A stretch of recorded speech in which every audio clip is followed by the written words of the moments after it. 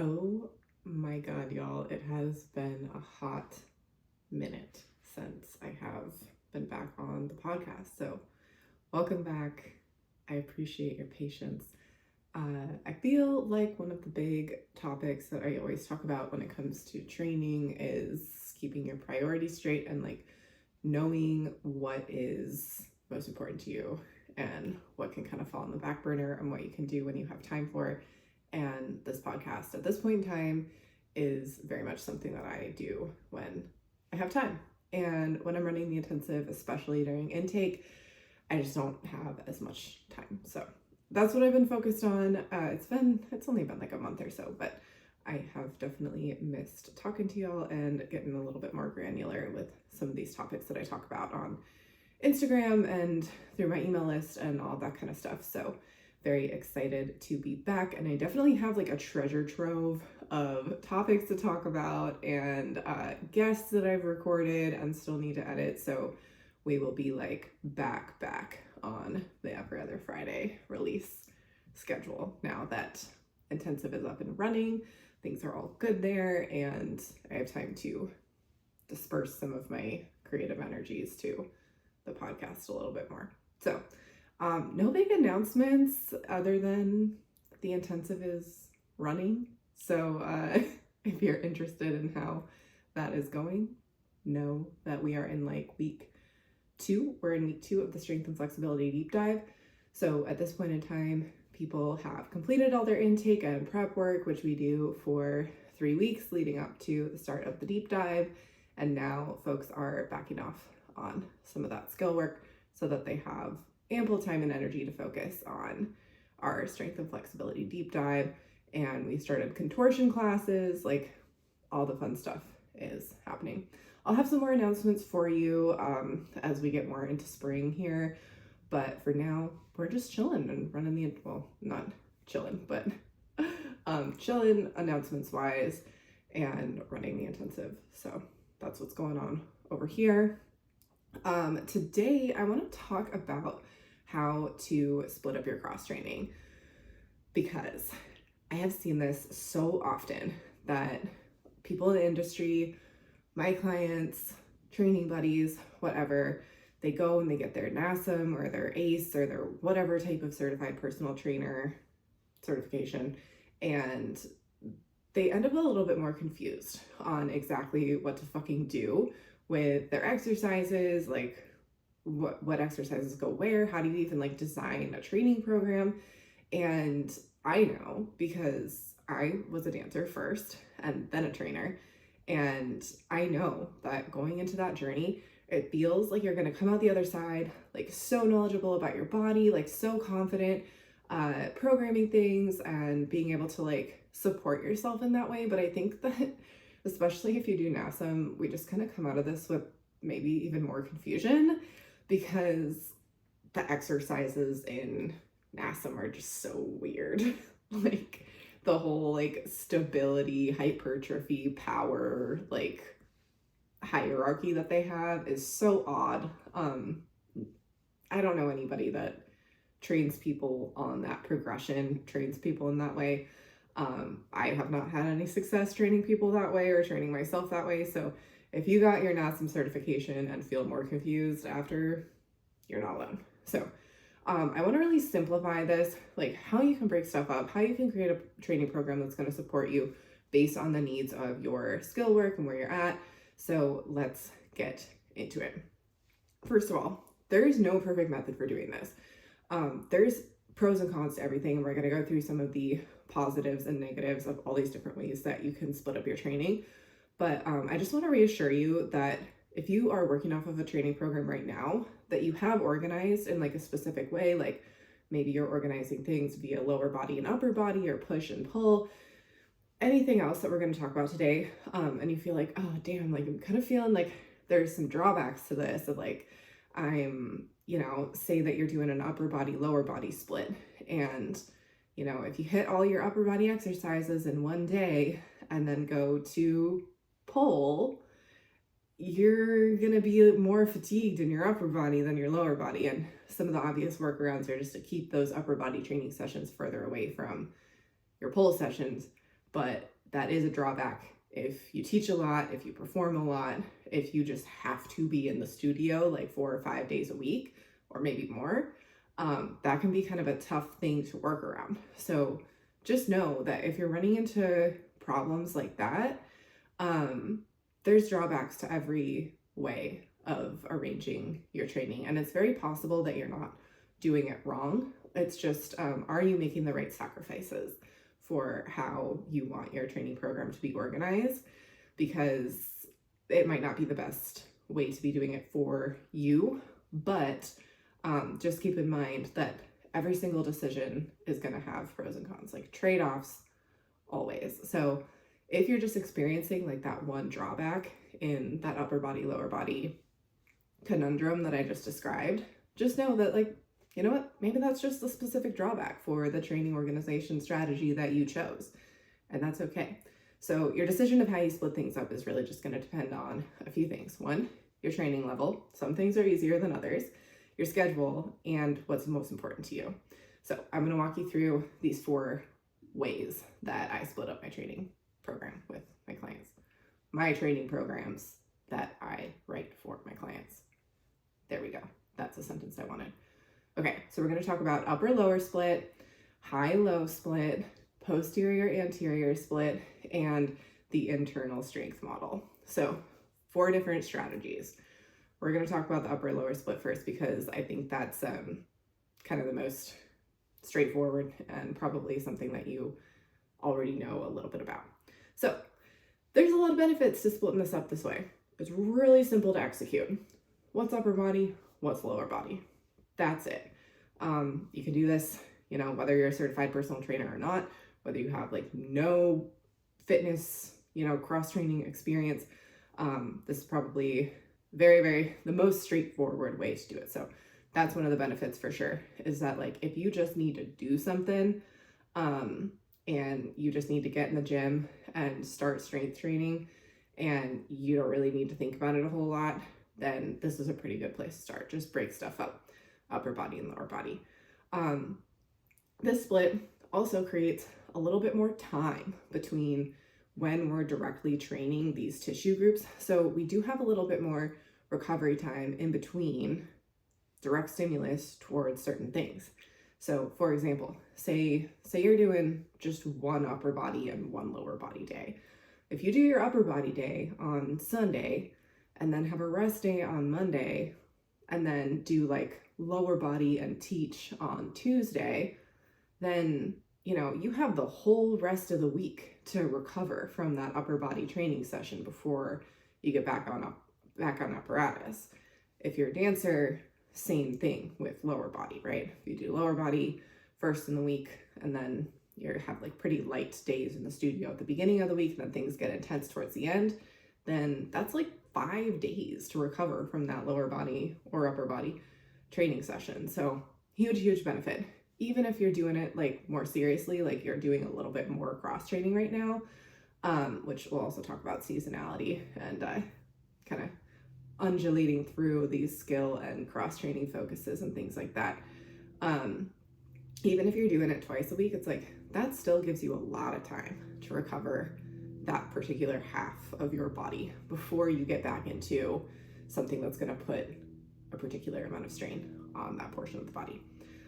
The drawbacks though are for the same reason, is that one half of your body is pretty much, you know, is gonna be under recovered for skills or class or rehearsal. So especially if you're doing it twice a week, it's like some of this stuff is kind of unavoidable for like what we were talking about in the beginning here. Like if you teach, you know, 4 days a week, you perform on the weekends, and you do, you know, little jammy jam with your friends on Saturdays or something like that, then you're in the studio, you know, 6 days a week. So you just kind of have to make that compromise of like, you know what, just the days after I do upper body, I'm not going to feel as great for teaching class or whatever it is. And just kind of getting into acceptance about that will be very helpful, because this style of training does have a lot of benefits, but those benefits are kind of a double-edged sword in that way. So the other thing about this is that just due to the nature of having everything in one day, tissue groups get a little bit more fatigued throughout the exercise. So you miss out on being able to target a certain part of your body a couple times a week when you're really fresh. So say you're just doing one upper body day, then, you know, you do pull-ups first, and then throughout that workout, like you come back to more like lat and rhomboid focused things. You've already done your pull-ups. So that, you know, that was kind of your one chance to like get some good lat stimulus while you were super fresh. And then anything else that you do for your lats, your rhomboids, serratus, like that tissue group, you're going to be a little bit more fried. So that just is something to consider, and something that I do advise that you talk about if you have big goals for a specific tissue group. Like if you need a little bit more aggressive training strategy with a specific tissue group, like for me, I need a little bit more aggressive strategy for lower body stuff because I'm just like a little bit better at upper body things. So I need more than just one day for lower body because I don't want to do all my lower body exercises when I'm fatigued, because that just doesn't give me a very good opportunity to improve on that stuff, and it lowers the level of stimulus that I'm able to provide for those tissues. So that is that one. And again, super simple to split up. So if nothing else, like if you know, aren't sure how to do things with breaking up your cross training, that's a super easy way to do it. And by the way, y'all, I'm talking about strength and flexibility and mobility stuff with these splits. So I will talk about like if you want to divide things by type of stimulus. I'll go over that a little bit at the end here as well.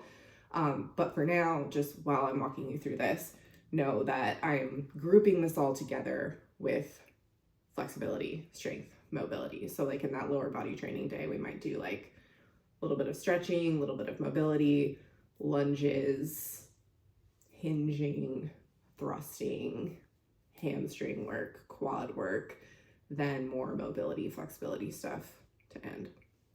So then we'll transfer that idea over to all the other split ways until I get to the end here. Then I'll talk about like how to split things up, you know, if you go to a weekly contortion class or something like that. So, okay, next up on the list is the high-low split. This is the infamous like train like an athlete style split. This means high intensity, low intensity. High intensity and low intensity does not necessarily mean like how hard you are working. It more is like what is more neurologically fatiguing for you and what has a little bit higher recovery rate as far as just like cognitive load, like less complicated exercises. Usually low intensity things, we're not talking about like absolute strength work. Absolute strength work is definitely high neurological load. So that's what I'm talking about here. And then low intensity stuff is generally more like tension based exercises. So a lot of pros in terms of athletic development and how we're breaking things up with this, because this is why a lot of athletes use this, is because it gives you a whole lot of freedom throughout the week. Like if you're just doing one high intensity day, like say you do one high intensity day on the weekend and then you teach throughout the week, that gives you like a ton of freedom throughout teaching time, or, you know, if you have rehearsals throughout the week, that kind of thing, because you'll have gotten all of your high intensity shit done over the weekend.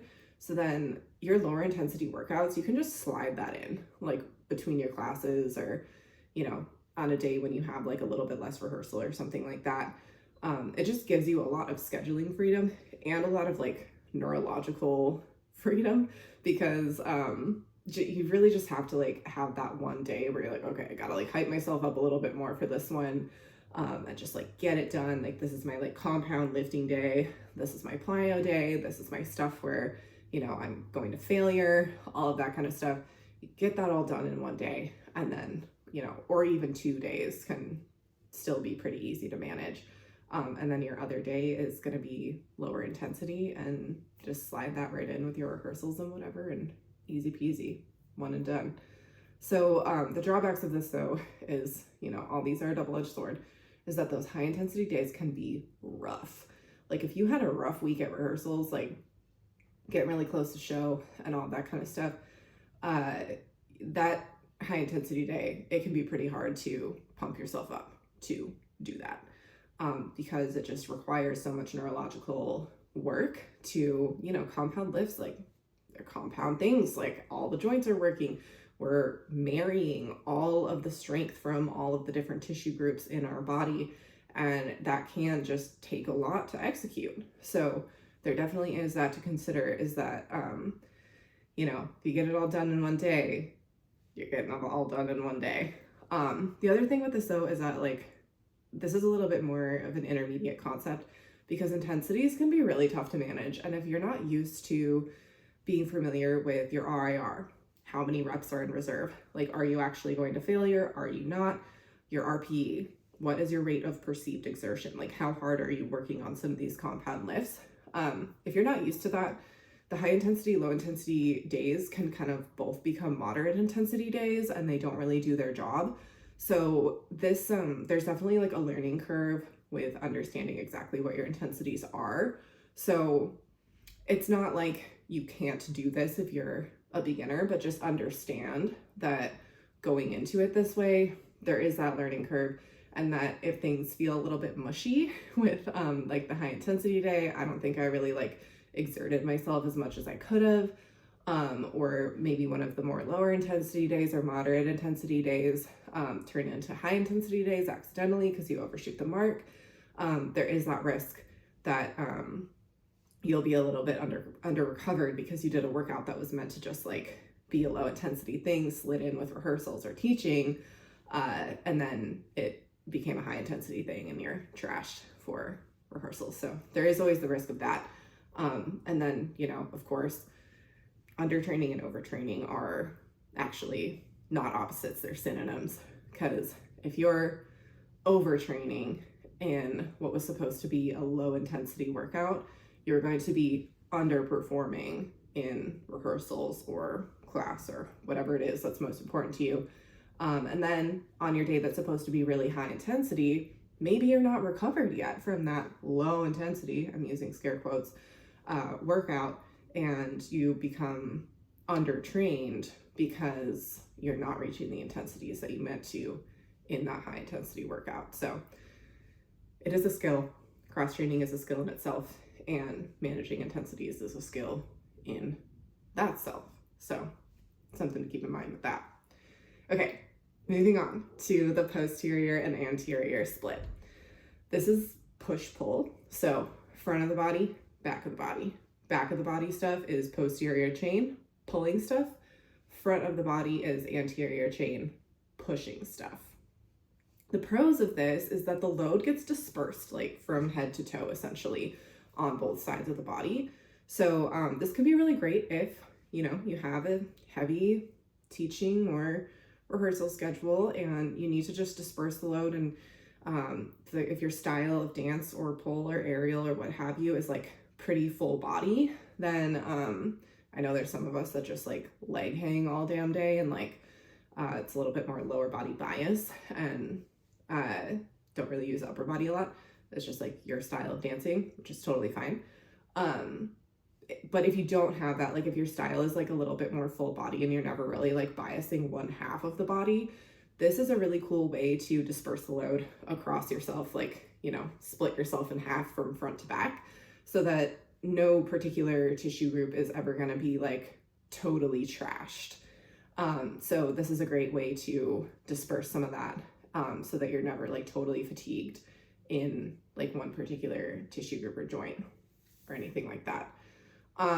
This is also a really cool way to learn about how globally all of this stuff works together, because you're pushing and pulling chains not only help you push and pull in the gym, but keeping in mind what's the point of all this is so that we can execute moves and tricks and combos and things that are important to us skill wise, and learning about how all of this stuff works together can be some really great insight to how you move as a dancer. So doing that all on one day can really provide a little bit of a trail guide of how your posterior and anterior chain work together to execute movements. So I think this can be a really cool educational opportunity.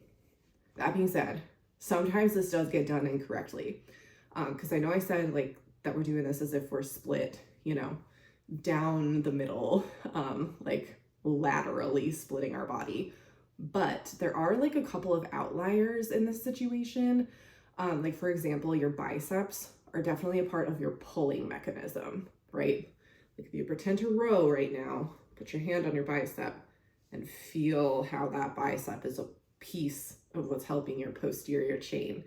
And then same thing with the triceps. Like if you're pushing and lowering down, that's a part of your triceps. Your triceps are a synergist in that situation. Not a prime mover, just a little helper. But sometimes this gets mixed up and people inappropriately disperse the load across the halves of the body because they get confused about that piece. So just something to keep in mind is like, do a little bit of research about what exactly is pulling related and pushing related, and you'll be golden. One of the other drawbacks to doing it this way is for the same reason of what I was talking about earlier about dispersing the load. You're always going to be just a little bit fatigued in one part of your body. So you don't really get that like full recovery time from, you know, say you do lower body on Sunday, then you aren't training it the rest of the week and you just get like all your skill work and stuff like that done throughout the week from class. This doesn't work that way. Like you're doing lower body like a couple times a week or a few times a week. So something in the lower body is always going to be a little bit fatigued. Something in the upper body is always going to be a little bit fatigued. And that can raise a few challenges for people depending on, you know, most of us don't have a style of dance or pole or aerial that's just biasing one half of the body. Obviously that's like a very individual thing, but most of us are using the full body, but some people, you know, I do work with somebody who like barely uses their upper body. So that just is something to consider is like, you know, what's going on from an overall strain perspective on the way that your sport is affecting you and how your style affects that strain. So something to keep in mind. Okay, the last style I'm going to talk about is really exciting. It is the internal strength model. So this is actually a strategy from Dr. Andrea Ospina of the FRC strategy, and it's really cool. It's a really cool way to think about it. I use this with a lot of my clients because a lot of the people that I work with are working with me to improve like a very specific movement pattern in their sport. And that is exactly what this strategy focuses on. So this splits up your lifting, mobility, flexibility, and other stuff into just a specific movement pattern.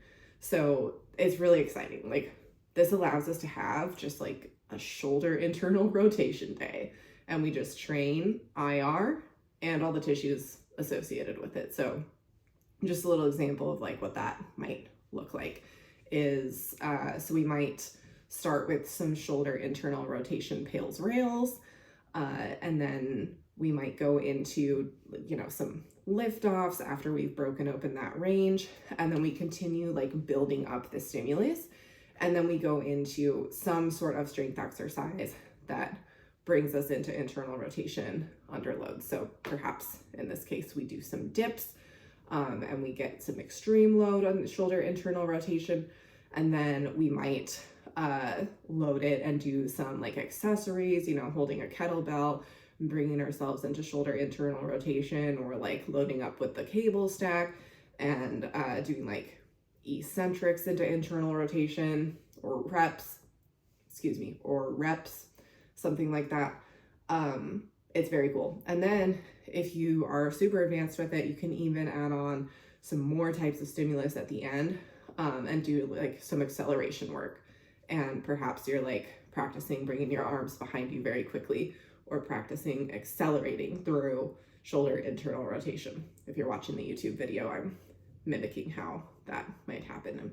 I have my hands on a little goalpost, and then I'm driving my knuckles down into shoulder internal rotation, and I might have like a super band or something underneath me to act as encouragement to really push down into internal rotation. So it's very interesting.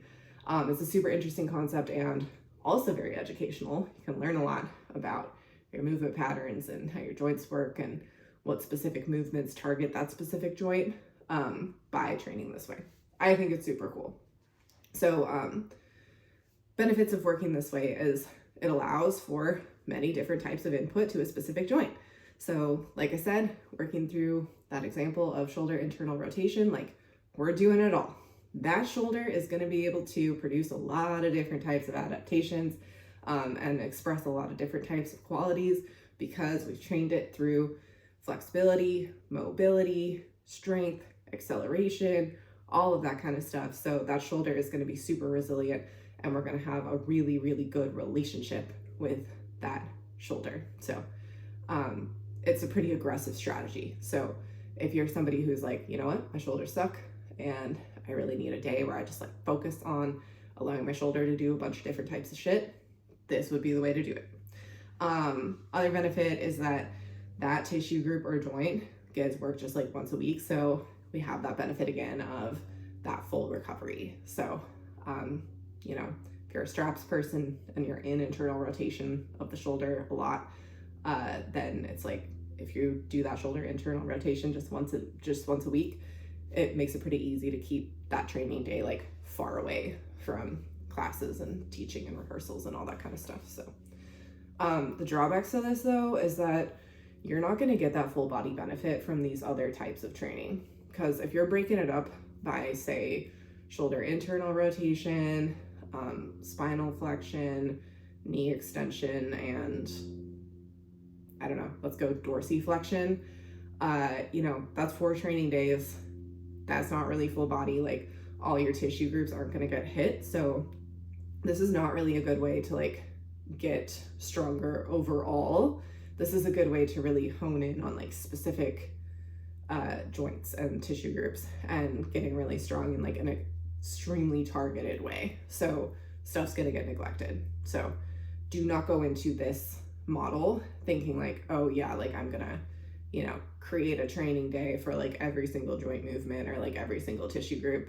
It's just not possible. And it's so many different types of input that if you tried to do that, like, you know, there would be no room for skills or other stuff. So the other thing about this is the double-edged sword again about the recovery is that that one joint or tissue group is going to get like wrecked once a week. So doing straps, you know, after the shoulder internal rotation day, like the day directly after, you're going to have to be super conscious about your scheduling so that that doesn't happen and things don't get overloaded, because you know, it's when we get that unintentional spike of intensity that like sometimes happens on apparatus or in class because we don't have a lot of control over that environment. That's when injuries can occur, when like overstimulation of the tissues and like loads of positions that we're not used to accidentally occurs. And it usually is because we stimulated the joint so much in the training session prior, for example, in that shoulder internal rotation day, that we now lack control of how much force that joint is absorbing, that it creates an uncontrollable environment, or an even more uncontrollable environment in what already is an uncontrollable environment of skills. So just something to be aware of is that you do have to be like pretty on top of your scheduling and your training program organization with this particular method. So, okay. Last couple things I want to talk about just to bring this all together is one, the seasonality. So I do have a couple other podcast episodes on working with seasonality and like taking off season, in season, preseason, postseason, things like that, and exactly what that means. And I'll link those in the show notes. But that's something to keep in mind with like how often you're training skills, because we just were talking about like how to organize your cross training exercises. And then I know that you guys are going to message me with the question, like, what about skills? How do we organize that? And my answer will always be, it depends on what you're focused on. Like, are you focused right now on building new neurological pathways and skills? Are you focused on improving current pathways and like improving your execution of those skills? Are you focused on building a show? Are you focused on creative work? If yes to any of those 4 questions, you're in season. Skills are the focus. All this stuff I just talked about is just to supplement and bolster that work. If you are at a point with skills where you are no longer strong, flexible, mobile enough to execute the skills that are at your next level, then skills go on the back burner. That's when we move into an off season and skills are in maintenance mode, and our cross training is the main focus so that we can get proper intensities and stimulus with cross training to actually create those changes. And then our skills are something that is just in maintenance mode, making sure that we can still do it. So a little bit of a difference there between the in season and off season there, and how often you're doing your skills. So that's my answer to that. And then the last thing I want to talk about is, like we said, I talked about all this as like strength and flexibility and mobility stuff happening in one day, but I know that it's like a lot of us take a contortion or flexibility class, and that's a totally different thing than doing like a strength workout. Or, well, it's not a totally different thing. It's all strengthening and getting the tissues more flexible. But in a contortion and flexibility class, you're only getting one type of stimulus. So, and it's getting, pretty much dispersed across the body. So that's something to think about if you do train this way and take a class, is that you're essentially getting like just one type of training and getting just one type of stimulus, which is lengthened position training, and then probably a little bit of shortened position training for the tissues in active flexibility, but you're not getting any loaded work done, most likely. If you take a contortion class that uses like heavy loads, like I'm talking more than 20-30 pounds, let me know. I want to know about it and what that entails, because that's how I train, but I don't know any classes that train that way, so I'd be curious to know. But anyway, so just something to keep in mind, that you are going to be getting full body stimulus in that contortion class. So you have to kind of think about it as like a full body training day. And then whatever days you decide to have as your organization strategy for cross training, you'll just have to know that like, okay, I already got, my lengthened hamstring stimulus in my contortion class. And like, say you do like those split sliders, lowering, things like that, and like a lot of hamstring strengthening, it's like you might not need a lot of loaded hamstring strengthening in your pull day because you already got it done in your flexibility class. So just something to keep in mind in terms of like not getting overstimulated in one particular body part. So I know it can be a little tough to manage with contortion flexibility classes, because again, it's so much hard work. It takes so much, like it's such a long session and it's full body. So it can be like a little bit tough, but just think about it as like kind of your fifth option of a split is like dividing things by stimulus, is like lengthened, unloaded stuff and then loaded stuff. But it's important to keep in mind exactly which joints are getting stimulated in those sessions, so that you're not like doing so much for the hamstrings and then, nothing for other body parts. So, okay. Then the last question that I get asked a lot about all this is, can I mix these methods? For sure. Like a lower upper posterior split is super common. We see that a lot, but you can implement that strategy of splitting things up in a couple of different ways with all of this. Like you could do a high intensity, low intensity shoulder extension day. One of my clients in the intensive is doing that. You can do a upper, lower hip internal rotation day. You can do an upper, lower, low intensity day. It really just depends on like which pros and cons matter to you. And of course, we always want to come back on just like how much time do you have to cross train? So like, do you need that third day, or can you just do the hip, rotation stuff on your lower body day in that example? So the last thing that I'll leave you with is just that thought, is that when you're organizing your training plan, always just keep in mind being realistic about how much time you actually have to dedicate to things. That's going to dictate how many exercises you choose, how you split them up, what intensities you're going for, things like that. Because a lot of times, we get really happy with the little whiteboard and we make these like dope training plans that we're like, all right, if I stay really focused and sleep 9 hours every night, I can do this. But then we don't do that and we crash and burn on like week 2 and it sucks. So I don't want that to be you. Always underestimate and go a little bit harder with the intensity when you're in doubt. I'll leave you with that. Send this episode to somebody who maybe recently got their NASM certification and is confused. Send this episode to someone who takes their cross training seriously. I know that those people would be interested in hearing that. And as always, let me know what questions you have and what types of episodes that you want to hear in the future. So love hearing from you guys and talking about this stuff. And for now, I will just catch you next time off stage.